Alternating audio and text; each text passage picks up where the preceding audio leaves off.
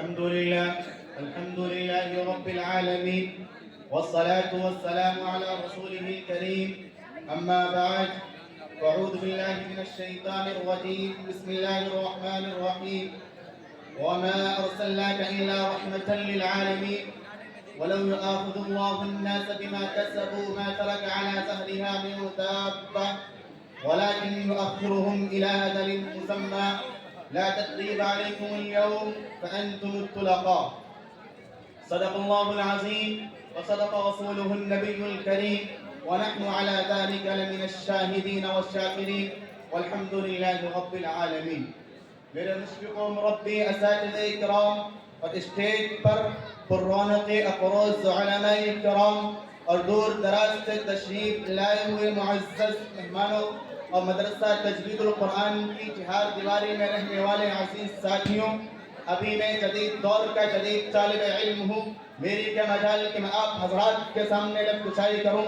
البتہ جب استاد محترم نے مجھے حکم دے ہی دیا تو حکم کی تابعداری کرتے ہوئے لب کشائی کی جرأت کروں گا.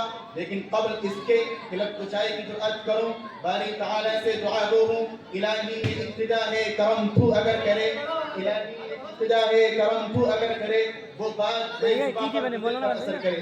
حضرات سامعین، آج آپ اس دور پرفتن میں نظر اٹھا کر دیکھیں تو آپ کو لاکھوں نہیں بلکہ کروڑوں دشمنان اسلام کو بدنام کرتے ملیں گے. کوئی اسلام کو دہشت گردی کا اڈا بتا رہا ہے تو کوئی مقدس قرآن کریم پر کیچڑ اچھال رہا ہے اور کوئی ہم سب کے آقا و مولا تاجدار فتح شہنشاہ کون و مکہ جناب محمد الرسول اللہ صلی اللہ علیہ وسلم کی پاکیزہ صورت سے کھلواڑ کر رہا ہے. پیارے مسلمانوں، ذرا آپ بتلاؤ کہ اگر میرے آقا صلی اللہ علیہ وسلم اس طرح ہوتے تو کیا ان سے بدلہ نہ لیتے، ان کو منہ توڑ جواب نہ دیتے؟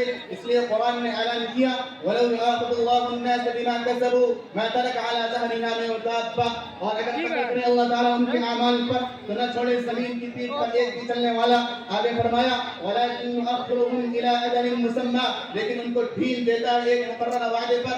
جب آئے گا اس کا وعدہ تو اس کی نگاہ میں ہوں گے سب بندے، کیونکہ تاجدار مدینہ جناب محمد الرسول اللہ صلی اللہ علیہ وسلم اس دنیا میں صرف اپنوں کے لیے ہی نہیں بلکہ غیروں کے لیے بھی، صرف دوستوں کے لیے نہیں بلکہ دشمنوں کے لیے بھی، صرف انسانوں کے لیے نہیں بلکہ جناتوں کے لیے بھی، صرف حیوانات کے لیے نہیں بلکہ تمام شکل و قدر کے لیے رحمت بن کر آئے، زحمت بن کر نہیں آئے. اس لیے قرآن نے اعلان کیا وَمَا أَرْسَلْنَاكَ إِلَّا رَحْمَةً لِّلْعَالَمِينَ، ہم نے آپ علیہ السلام کو رحمت بنا کر بھیجا، زحمت بنا کر نہیں بھیجا. کہ آپ کو معلوم نہیں کہ میرے آقا صلی اللہ علیہ وسلم پر کوڑا ڈالا جاتا تھا، راستے میں کانٹے بچھائے جاتے تھے، نماز میں آپ علیہ السلام کے اوپر اونٹ کی اوزری رکھی جاتی تھی. اور اسی پر اکتفا نہیں ہوتا، جبکہ میرے آقا صلی اللہ علیہ وسلم تبلیغ کے لیے کھڑے ہوتے، تقریر کرتے، انہیں توحید و رسالت کی دعوت دیتے تو اس پر کفار مکہ شور مچاتے، ہنگامہ کرتے. اور خود آپ کا چچا ابو لہب کہتا کہ لوگوں اس کی بات نہ سننا، یہ تو مجنون ہے، یہ تو دیوانہ ہے، یہ ساحر اور جادوگر ہے. میں اپنی تقریر کو اس شعر کے ساتھ ختم کرتا ہوں. حضور آئے تو سر آفرین اشپا گئی دنیا، حضور آئے تو سر آفرین اشپا گئی دنیا، اندھیروں سے نکل کر روشنی میں آ گئی دنیا. بجھے چہروں کا رنگ اترا، سجے چہروں پہ نور آیا. حضور آئے تو انسانوں کو جینے کا شعور آیا.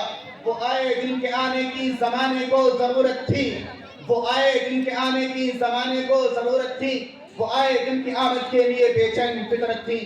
وہ آئے نغمہ داؤد میں جن کا ترانہ تھا، وہ آئے نغمہ داؤد میں جن کا ترانہ تھا، وہ آئے گریہ یعقوب میں جن کا فسانہ تھا. وما علینا الا البلاغ.